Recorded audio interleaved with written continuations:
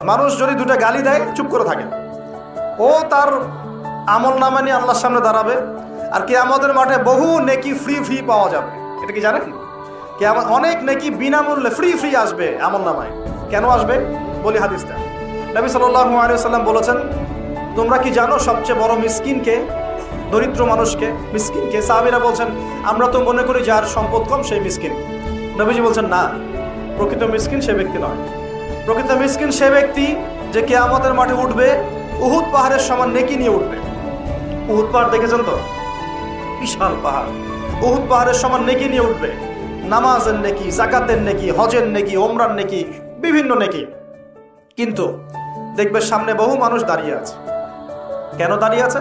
কারো কাছ থেকে টাকা নিয়েছে, টাকা শোধ করে নাই, কাউকে গালি দিয়েছে, কাউকে অন্যায়ভাবে অপবাদ দিয়েছে, কাউকে আঘাত করেছে, কারো উপর জুলুম করেছে ইত্যাদি। বিভিন্ন রকম মানুষের সাথে জড়িত পাপ ছিল। ঠিক আছে? কারো গীবত করেছে, কাউকে